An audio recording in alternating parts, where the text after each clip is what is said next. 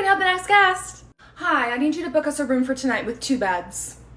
Oh, I am sorry, ma'am, but we are completely sold out. You may have better luck at the hotel just down the street. Again, I apologize.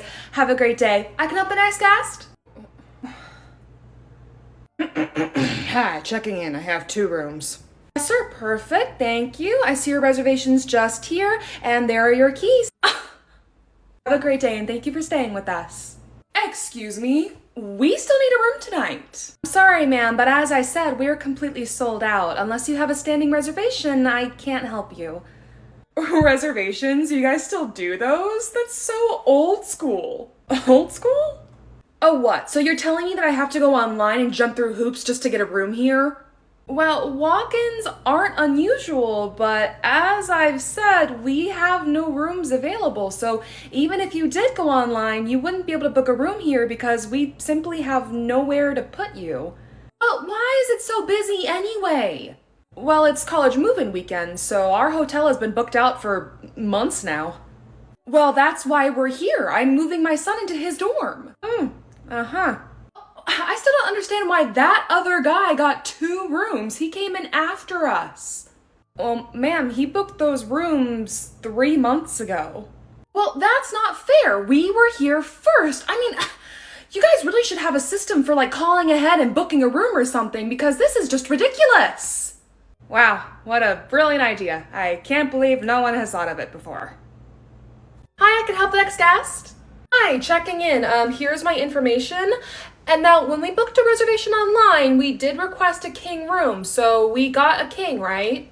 Oh, I am very sorry, ma'am, but unfortunately we're sold out of kings tonight, so you are in a room with 2 queen beds. No, that's not okay. We need a room with a king, and that's what we put when we booked the reservation online, so you need to fix this.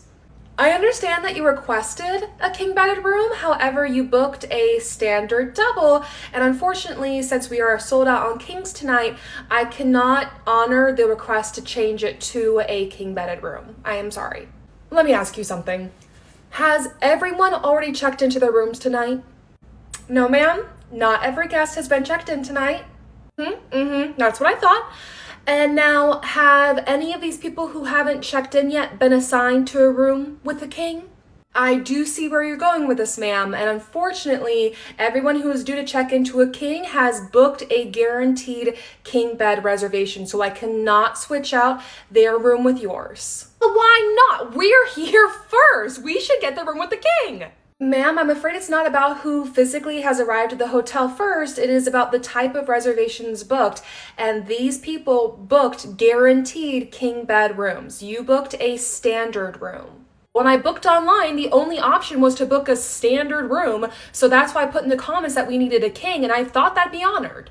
Well, I'm sorry, but that just means that by the time you booked at our hotel, we had already sold out of king bed rooms. And unfortunately, putting a request in the comments does not equal a guarantee. Well, that's still unfair, and I think it's ridiculous that someone who comes in after us is going to get a room with a king. So you need to put us in a king right now. I'm sorry, ma'am, but I am not going to take away a king bed room from someone who has paid for it. Okay, well, if you won't do it, then I'll talk to your manager and they'll do it for me. Somehow, I highly doubt that. Oh, hi, it's you. Can I help you? Hey, was the other girl lying to me about the 150? Excuse me? Was she telling the truth? Yes, she was absolutely correct in saying 150. That's just way too high. It's higher than any other hotel I've ever been to. Oh, but I thought that no hotel you'd ever been to had an incidental hold. Well, actually, it's on the lower end of incidental holds for hotels like ours in this area. But it's more than I'm paying for the room. Well, that doesn't matter, as my coworker already told you. I don't even know what incidentals are. She didn't tell me that. She did tell you. She told you that the hold was for damages. That way, if anything in the room gets broken, we can replace or repair it. I'm here for one night. I'm not going to have any incidentals. Well, that's great. Then you shouldn't be afraid of your card getting charged. No one authorized my card for incidentals the last time I stayed here. I assure you they did. If they did, then it wasn't for $150. I assure you it was. Is your manager here? Nope. So you won't do anything about the amount? Nope. I can't. Bye. Seriously? You try to come in here and accuse my coworker of lying? No, ma'am. Hello, Jess. It's shift change time. I'm here. You're welcome. And now you can go home and play your nerdy games or whatever. Oh, well, hi, Nat. You know, I feel like I should be offended, but you're not wrong. I know I'm not. Now just give me a second to go count my bank and get my radio and everything, and then I'll be right out, okay?